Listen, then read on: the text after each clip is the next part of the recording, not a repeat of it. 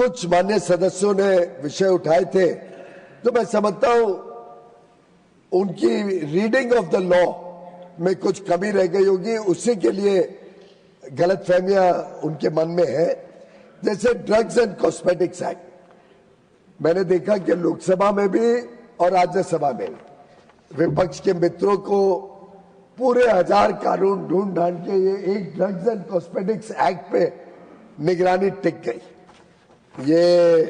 अच्छा है कि हमारी बहन रेणुका जी ने ऑब्जेक्शन नहीं रेज किया, तो मुझे लगता है शक्ति सिंह जी बड़े साहसी मनुष्य है जिन्होंने बहन रेणुका जी पे ही टिप्पणी कर दी ड्रग्स एंड कॉस्मेटिक्स एक्ट का जिक्र करते हुए। लेकिन मैं सदन के आपके माध्यम से सदन और देश को बताना चाहूंगा कि ड्रग्स एंड कॉस्मेटिक्स एक्ट को जो हमने बदला है वो सिर्फ उसके रेसिडुअरी प्रोविजंस और प्रोसीजरल कंप्लायंस को बदला है, जिसको डिक्रिमिनलाइज किया गया। छोटे मोटे प्रोसीजरल कंप्लायंस में गलती पे जेल ना जाना पड़े, कोर्ट ना जाना पड़े। जो कोर और सीरियस ऑफेंस है, अगर कोई बेचता है स्पूरियस ड्रग्स, कोई स्टॉक करता है अपने दुकान में रखता है, कोई इंपोर्ट करता है आयात करता है, कोई मैन्युफैक्चर करता है, कोई डिस्ट्रीब्यूट करता है और गलत ड्रग्स हो, अप्रूव ना हो ड्रग कंट्रोलर के माध्यम से, उस टाइप कोई स्पूरियस मटेरियल या एडल्ट्रेटेड ड्रग या कॉस्मेटिक बेचता हो तो उसके ऊपर अभी भी बहुत स्ट्रिक्ट और सिवियर क्रिमिनल पनिशमेंट रखी गई है, जो पहले भी थी,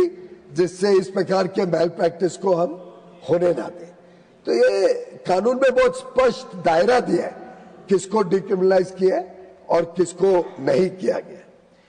एक कुछ मान्य सदस्यों ने कोशिश की बताने की कि section 162 of the railways act dilute कर दिया वुमेन्स सेफ्टी को। अब प्रधानमंत्री नरेंद्र मोदी, जिन्होंने पूरा जीवन समाज सेवा में लगाया हो,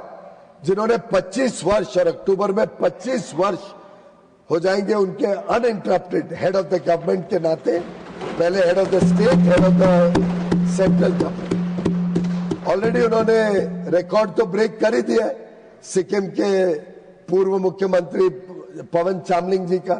अब 25 वर्ष अक्टूबर में पूरे हो जाएंगे। अब ऐसे व्यक्ति जिन्होंने हमेशा बेटियों को, बहनों को और संरक्षण देने का बात की, उनको और अवसर दिए, मौके दिए आगे बढ़ने के,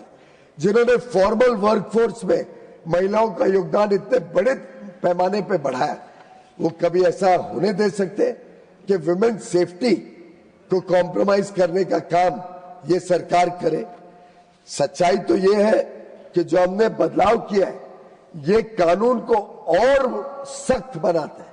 हमारी बहनों की सेफ्टी के लिए, क्योंकि वो एनफोर्समेंट को और इफेक्टिव बना देता है। अमेंडमेंट जो आज इसमें कानून में हमने किया है,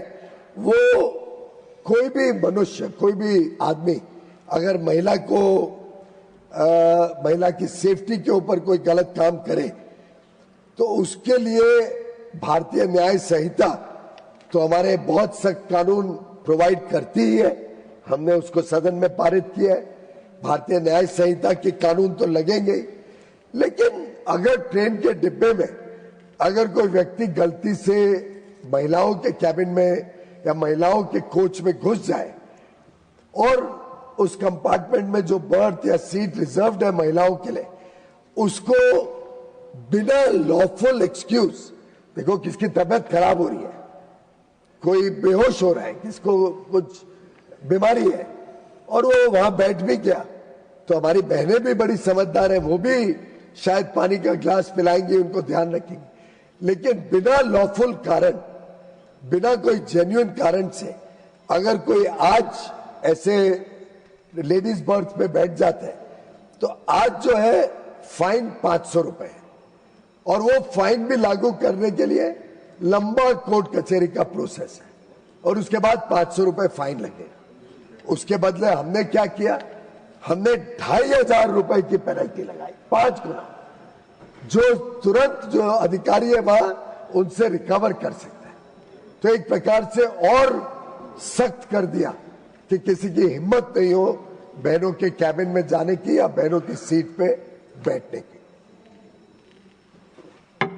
और अगर अच्छी तरीके से पढ़ा होता तो शायद पहले और अब में जो अंतर है उससे ध्यान में आता कि कैसे